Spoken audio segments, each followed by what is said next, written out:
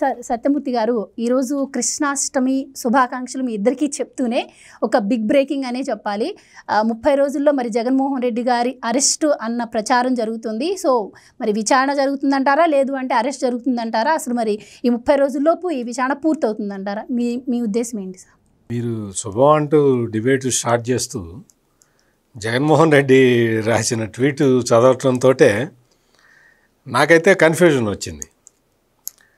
ఆ రాసేవాడు జగన్మోహన్ రెడ్డిని ఇరకాటంలో పెట్టడానికి రాస్తున్నాడా, ఆయనకి ఈ మంత్ జీతం రాక ఇట్లా చేస్తున్నాడా?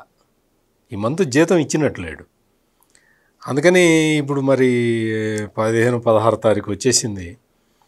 జీతం రాకపోతే ఇట్లా ఇరికిచ్చే రకంగానే రాస్తారు కదా ట్వీట్లు. అట్లా రాస్తున్నట్టుగా నాకైతే కనపడు. జగన్మోహన్ రెడ్డి అధర్మం ఎంత బలంగా వచ్చినా అంటే అది అశాశ్వతం అని చెప్తున్నాడు కదా. బలంగా వచ్చింది అధర్మం. ఎంత 151 స్థానాలు గెలిచి అధర్మం ఎంతో బలంగా వచ్చేసింది. రాష్ట్రం మొత్తాన్ని కమ్మేసింది. దళితుల్ని, గిరిజనుల్ని, బీసీలని అణగదొక్కింది. మొత్తం పదవులన్నీ రెడ్లకే ఇచ్చుకొని రెడ్డి రాజ్యాన్ని స్థాపించింది అధర్మం. అటువంటి అధర్మం ఫట్మని వేలిపోయి 11 సీట్లకు వచ్చింది. నిజంగా చాలా బాగా రాశాడు అతను ఆ ట్వీట్ రాసిన అతన్ని, అంటే జగన్మోహన్ రెడ్డి పేరు మీద పెట్టిన, జగన్మోహన్ రెడ్డికి రాయటం రాదనేది మనందరికీ తెలిసిందే కదా. భలే రాశాడు అతను. రాసిన అతను మాత్రం కడుపు రగిలిపోయింది. జగన్మోహన్ రెడ్డి చేస్తున్న ఈ అరాచకాలు మొత్తం అంతా అతను కూడా దగ్గర నుంచే చూసి ఉంటాడు. అందుకని అధర్మం ఎప్పటికైనా అసలు ఉండదు, పేలిపోతుంది అన్న ఉద్దేశంలో ఆ ట్వీట్ రాసిన, జగన్మోహన్ రెడ్డి పేరు మీద ట్వీట్ రాసిన అతనికి జీతం రాకపోయినా నేను మాత్రం అభినందనలు తెలియజేస్తూ ఉన్నా. ఇక్కడ మనం గమనించాల్సిన విషయం, ఇంపార్టెంట్ విషయం ఏంటంటే, అధర్మం అనేది ఉండదు, నిలబడదు. 151 నుంచి పడిపోయి 11కు వస్తుంది. చివరికి పులివెందుల జెడ్పీటీసీ బై ఎలక్షన్లో కూడా గెలవదు అధర్మం. సమస్య లేదు అందులో.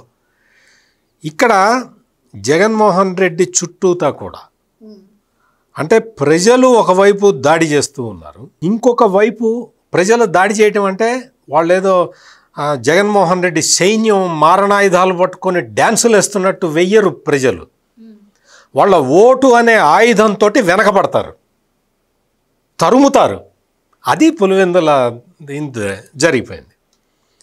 ఇక్కడ ఈ మద్యం కుంభకోణంలో వేల కోట్ల రూపాయల దోచేసి మొత్తం అసలు ఎంత అడ్డంగా రాష్ట్ర ప్రభుత్వాన్ని కబ్జా పెట్టేసి, నీకు అసలు ఎవడన్నా ఊహిస్తాడే, ఎవడైనా సరే నేను ముఖ్యమంత్రిని, ప్రజలకి సేవ చేయాలి అన్న వివేచన జ్ఞానం లేకుండా మొత్తం ఆ డిస్టిలరీలు, బ్రూవరీలు స్వాధీనం చేసుకుందాం, మొత్తం వ్యవస్థ మొత్తాన్ని గ్రిప్పులో పెట్టుకుందాం, మొత్తం క్యాష్ ట్రాన్సాక్షన్స్ చేద్దాం, ఈ డబ్బులన్నీ వసూలు చేసి గవర్నమెంట్కి కొంత పడేసి, ఆరోగ్యశ్రీ కింద ఈ పేదవాళ్ళకి ఇంకొంత వాళ్ళ మొహాన కొంత పడేసి, మిగిలినంతా గోనె సంచుల్లో కట్టలు కట్టుకొని తీసుకెళ్దామని ఎవడన్నా, ఏ ముఖ్యమంత్రి కాదు, ఏ ప్రజా నాయకుడైనా ఇంత దారుణంగా ఆలోచిస్తాడా? అందుకనే అధర్మం నిలబడలేదు. శ్రీకృష్ణుడు భగవద్గీతలో చెప్పినవన్నీ కూడా అన్నీ మనందరికీ తెలుసు. తడవకి ఈ అధర్మం పెరుగుతూనే ఉంటుంది. దాన్ని కట్ చేసేయటానికి, మొత్తం దుంపనాశం చేయటానికి మొత్తం వస్తూనే ఉంటారు. ఇక్కడ మనం ప్రజాస్వామ్య వ్యవస్థని చూసుకుంటే, ప్రజాస్వామ్య వ్యవస్థ ఇటువంటి దుర్మార్గుల్ని సహించదు, భరించదు, రిజెక్ట్ చేస్తుంది. ఈ సిట్ కూడా ఇంకా అతి త్వరలోనే ఫైనల్ ఛార్జ్ షీట్ పెడతా ఉంటుంది. Everybody waiting. Please subscribe to Leo news for more videos.